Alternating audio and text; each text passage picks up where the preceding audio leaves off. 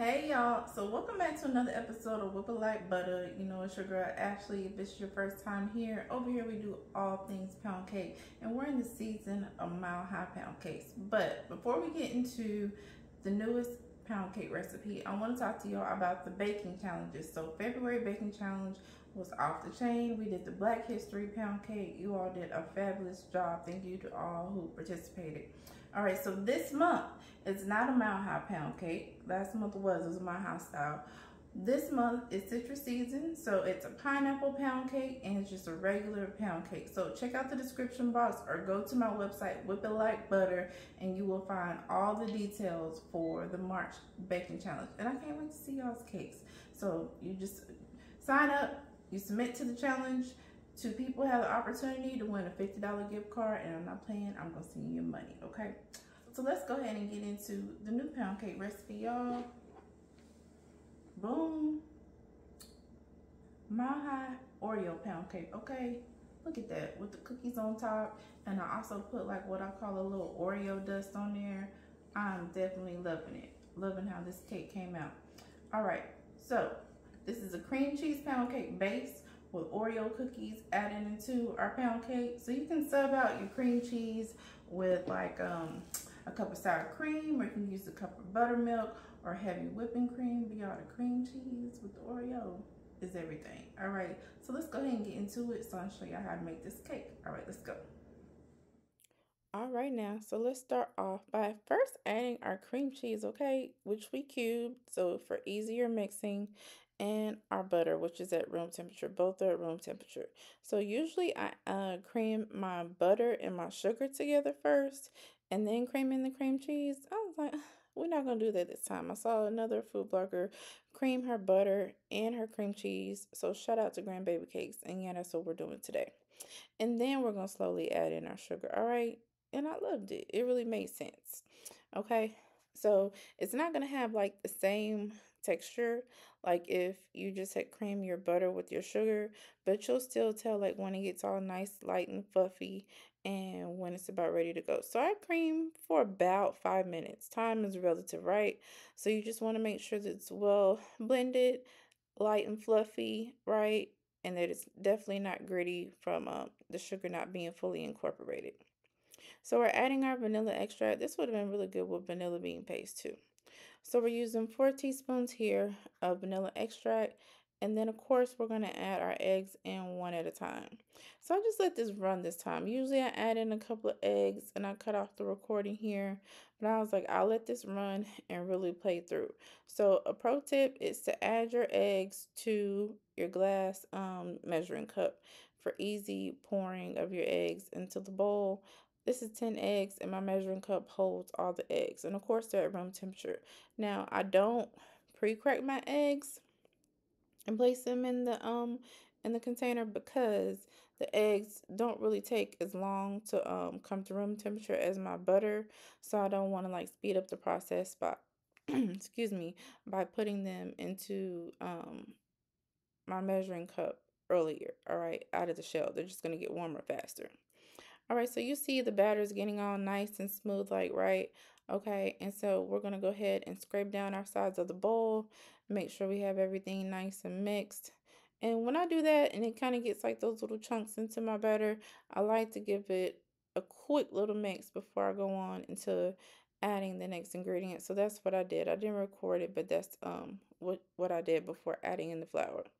All right, so I'm just using a spoon to add in my flour. You can add it in 3s or 4s or whatever, as long as you don't add it all at one time. All right, and so we're not alternating with anything for this recipe. So this is like a cream cheese pound cake base.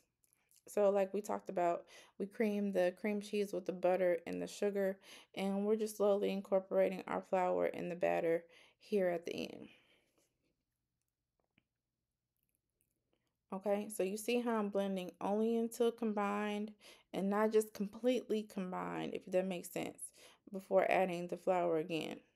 All right, and so I'm gonna kind of stop it at that point as well because you see I'm not scraping down the sides of the bowl or anything because we're crushing up our Oreos here and we're gonna add them into the batter.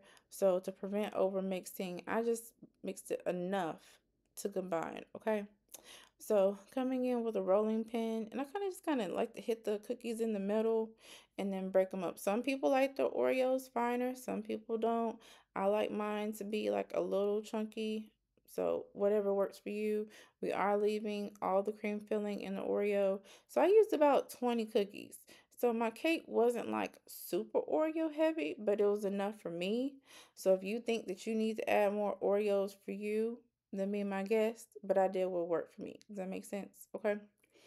So you definitely need like a whole package of Oreos because we're also going to top this cake with Oreos, which is optional, y'all, but it made the cake really pretty. All right. So I'm showing y'all how I'm going in. And usually I don't use a heavy spoon to mix my batter because I don't want to scratch up my bowl. I know I'm crazy like that. But usually I use my rubber spatula, but I came in with my heavy spoon because we had cream cheese in this batter and it makes the batter heavy. All right, so we're gonna spray the hell out that pan, and I'm spraying it right before I add the batter. Makes your life so much easier, y'all. Don't let your spray settle. Spray your pan right before you're getting ready to add your batter. I saw some that I missed around the middle, so I went in for some extra spray. Usually I come in with my pastry brush and I brush the pan. I didn't think I needed that this time. It came in, sprayed real nice. So I preheated my oven to 315. And then I'm thinking like 325 may have been good too. 315 is pretty slow, but I've been doing some testing with that. So I would say about 325 for this cake. Not too fast, not too slow. Took a long time for my cake to get done, but of course it did get done. All right, so I lay my batter in twos because before I was doing that, like I would have like some tunneling in my cake, because like you can see like spaces there, and then although you're smoothing it, when you're adding all the batter in at once, you're missing some spots, right? Because you have so much batter to work with. So this method works for me better now. All right, so we're going to try to get the top as even as possible. And I always got to be extra with trying to get the top as even as possible. So a rubber spatula is very helpful with that. You can find one in my Amazon store. You can find this pan in my Amazon store. I'll link it into the comments because you definitely need an 18 cup pan for this cake because it is a mile high style cake. All right, so we out of the oven. We've been out for 15 minutes, so it's time for us to flip over. Did y'all see how that crust was crusting? Okay, and of course it's gonna slip right out that pan, smooth like butter, baby. I'm so thankful for that. And I don't really have a problem with my pan sticking. That's why I try to make sure that I spray my pans really well. Make sure that they're clean and dry and everything before you spray anything for best results. All right, so we have our powdered sugar. Fluff that up a little bit with my salt. Added my vanilla extract in there.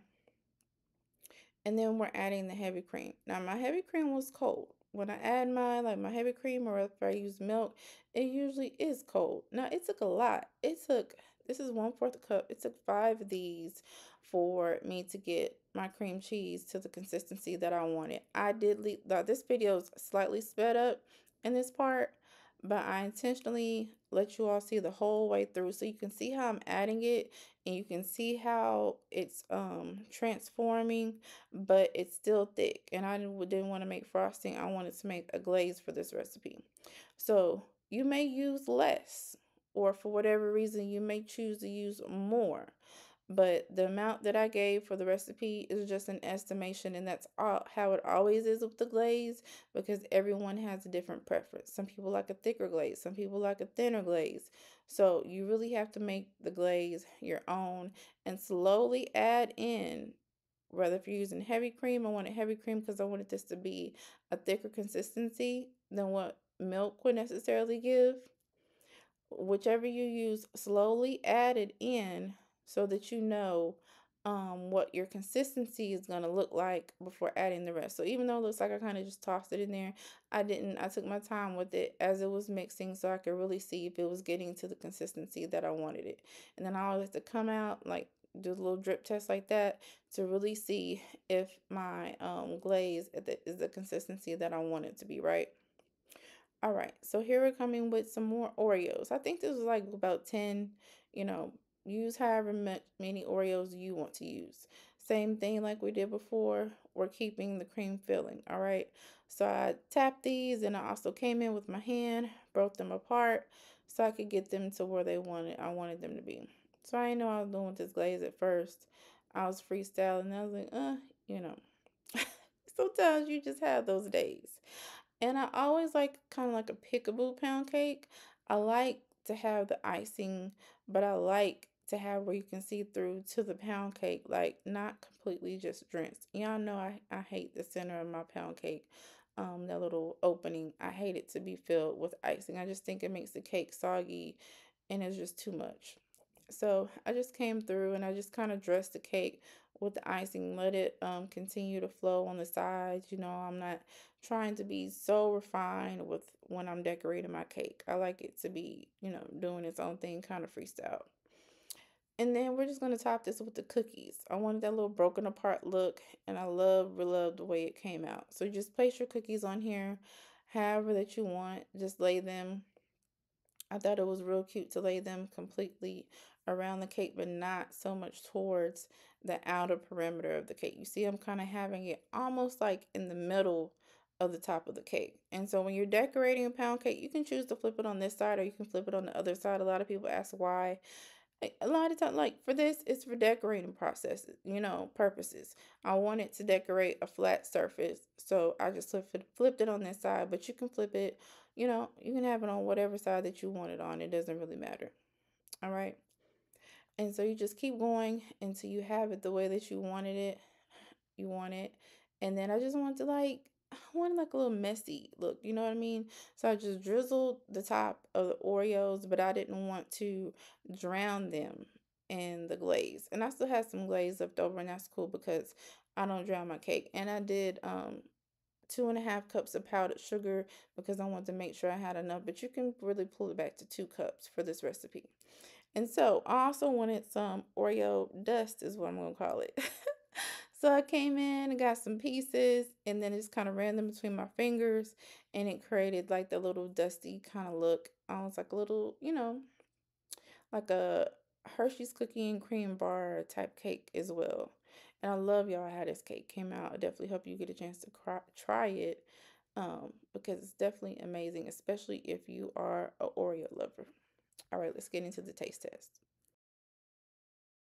Okay, so let's just take a minute to appreciate how that crust is crusting. Y'all know I love it. All right, let's go ahead and taste. Y'all know I like to start.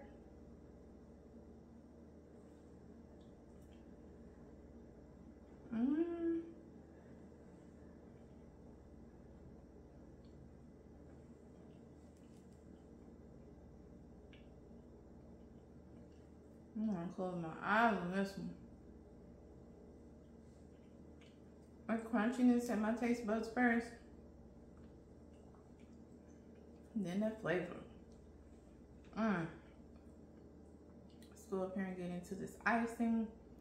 And y'all, look at how much icing is on there. Y'all know I don't like to drown my cake.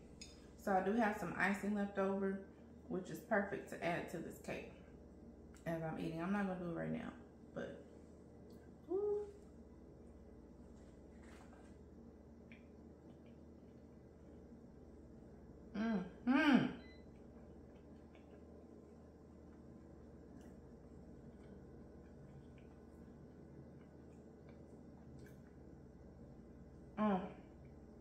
That icing is so light. Pairs perfectly with that Oreo. The Oreos got the little crunch still because I didn't do too much with the icing.